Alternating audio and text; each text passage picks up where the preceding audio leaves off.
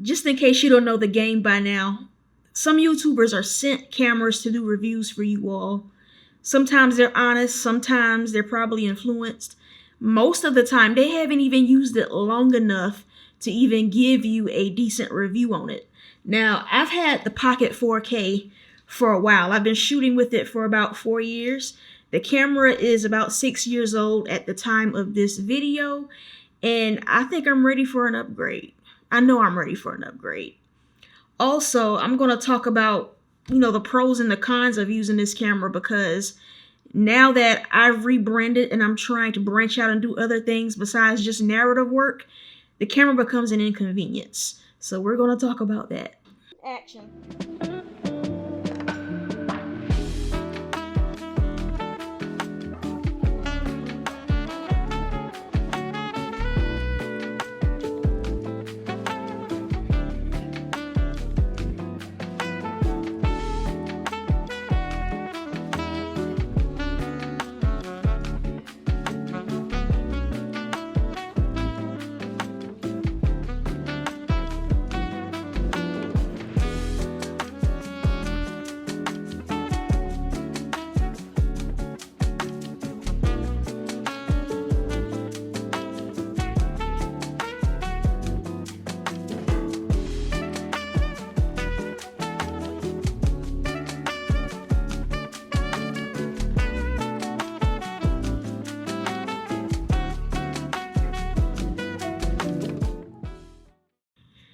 May 2017, I moved to Atlanta, Georgia, the Hollywood of the South.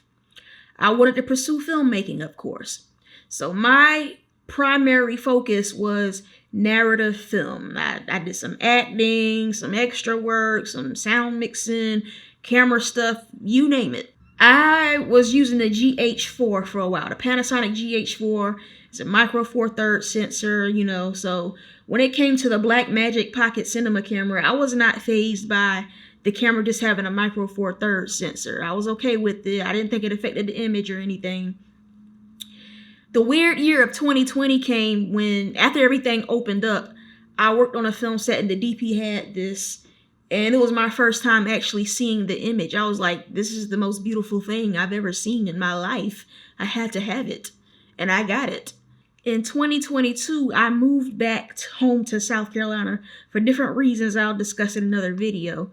But in South Carolina, we don't really shoot movies like that. So I had to branch out and do other things if I wanted to make money and support myself. So I had to rebrand and be open to shooting weddings, events, real estate, different things like that.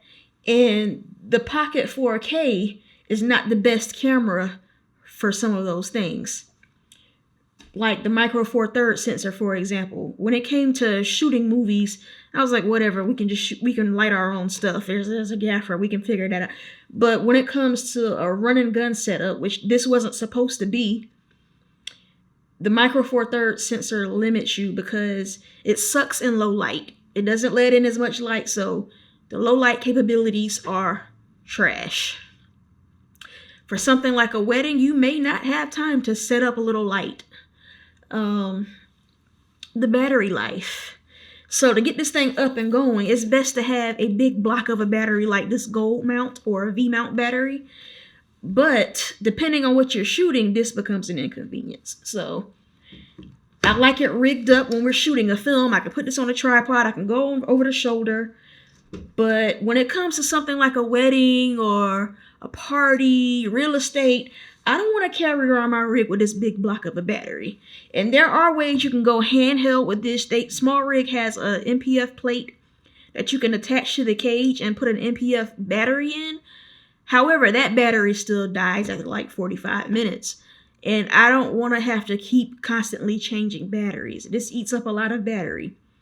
So with me having to rebrand and do other things outside of narrative film, I'm looking for a solution that fits all of my needs. Unfortunately, the Pocket 4K does not fit all of my needs anymore.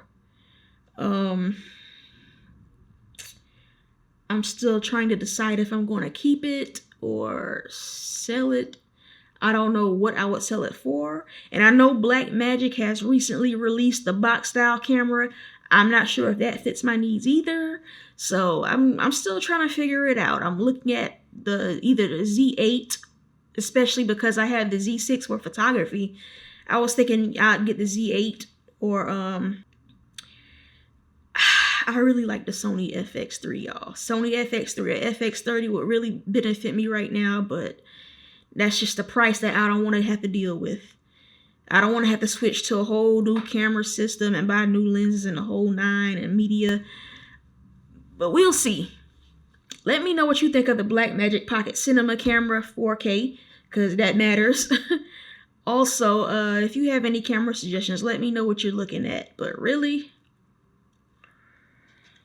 I have a love-hate relationship with the Pocket 4K. And it's okay. It's a good camera, you know.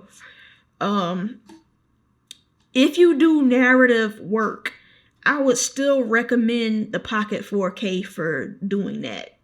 I think it's an excellent camera.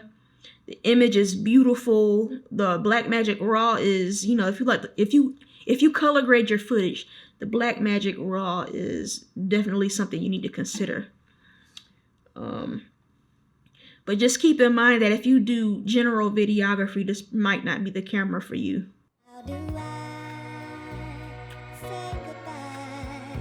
As always, thank you for watching my video. If you've made it this far, no pressure, but I'd like for you to like and subscribe to my channel, and I'll see you in the next one.